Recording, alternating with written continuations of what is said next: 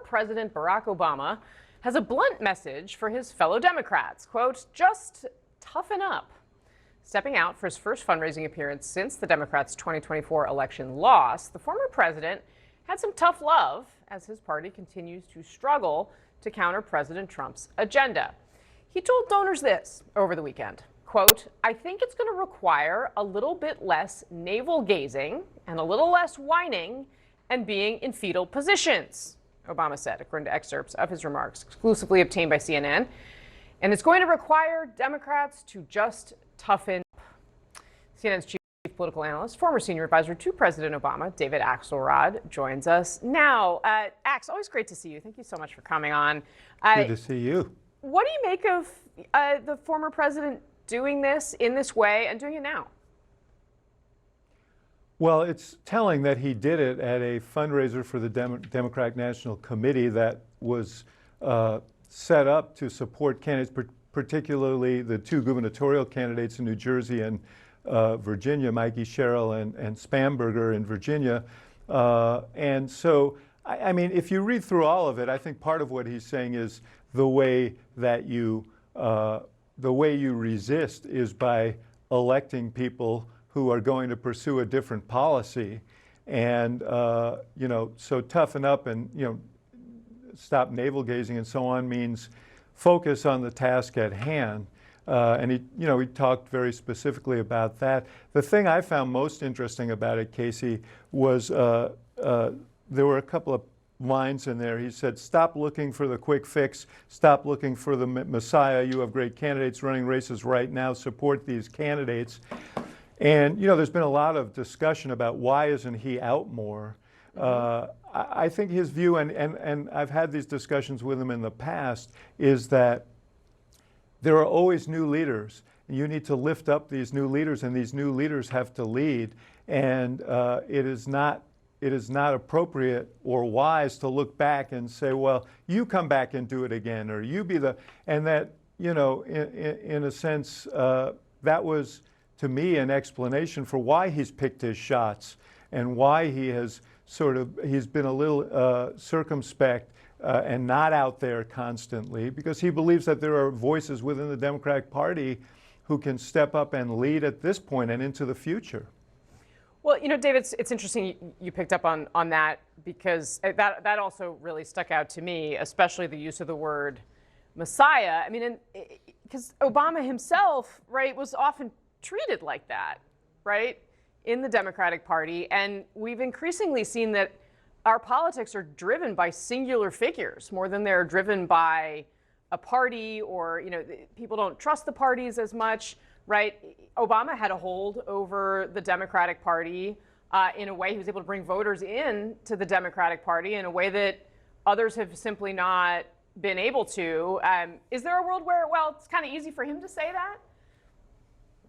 Well, I think that's a fair commentary, but I think it's also instructive to look back at that race in 2008, because one of the great appeals of Barack Obama was that he was willing to be flinty-eyed about criticizing the politics of Washington writ large, and he didn't excuse Democrats from that. And I think we're in a similar period now when what people are looking for are leaders who are willing to square up with the not just the failures of Donald Trump, which are very well known and current, but also the things that led people to Donald Trump. The fact that so many working people voted for him, including Black and Hispanic voters, and they're looking for someone to say, how do we build something better? How do we build something that's actually more responsive to the needs of working people? How do we build something that is resistant to the influence of the money and special interests and, yes, identity politics, and build something around the things that we all share, the concerns for our families and how we make a living and how our kids are going to do better than we do. I think that's what people are looking for. But I get your criticism, and I think what he's saying is don't do that. I think what he's saying is look to the leaders you have and support them and lift them up, and leadership will come. David Urban, what say you? Who might have questioned the wise axe, right? I would say this. What I think is very instructive is who he is holding up and who he's not mentioning, right? So he's holding up Spanberger. He's holding up Sherrill, two pretty moderate Democrats, blue dogs almost, Democrats.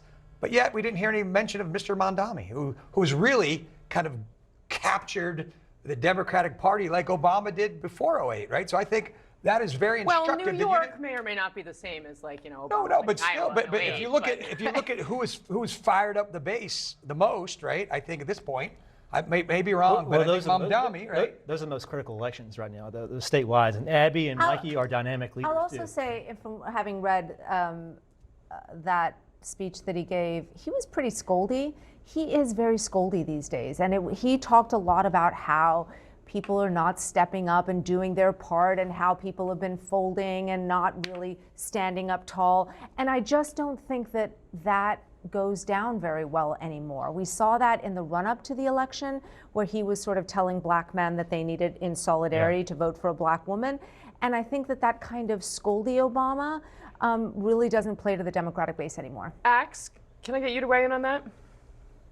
Yeah, look, I mean, I half agree that I applaud those people, those law firms who had the courage to stand up, universities that are standing up to protect academic freedom. I also am aware that there are responsibilities to the institutions that people are leading that cause those to be difficult questions. So it's not as easy as one might say. That said, there may have been people in that room last night who were there to support the Democratic Party but had questions about whether they wanted to stick their own neck out if they were part of a big law firm and so on.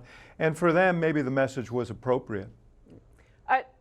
Axe, can I get you to also to weigh in on what David Urban was just saying about who and where the excitement is coming in? I mean, it's a good point. Abigail Spanberger is the kind of candidate that certainly, if you think about the Bill Clinton model in the 1990s, someone from the South, she's got national security experience, appealing to a broader coalition, very different profile than the Democratic nominee for the mayoralty in New York.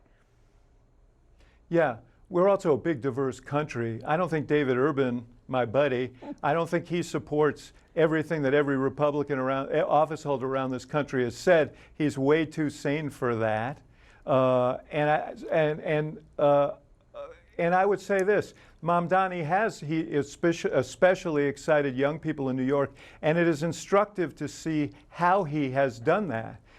He has done that by single-mindedly focusing on the issue of affordability, which is huge in New York and across this country. So you may not agree with his prescriptions on some things, and you may not agree with some of his positions on other issues, but I think that is a through line for Democrats across the country, whether it is Mikey Sherrill in Jersey or Spanberger in Virginia or candidates across the country. We have an affordability crisis in this country. It's one of the reasons why Donald Trump was elected.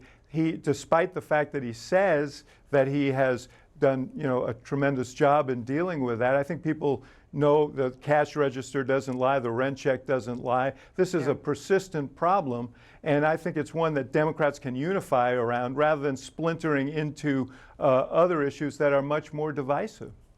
All right, David Axelrod, always grateful to have you on the show, sir. See you soon, I hope. Great to see you guys. All right, thank you.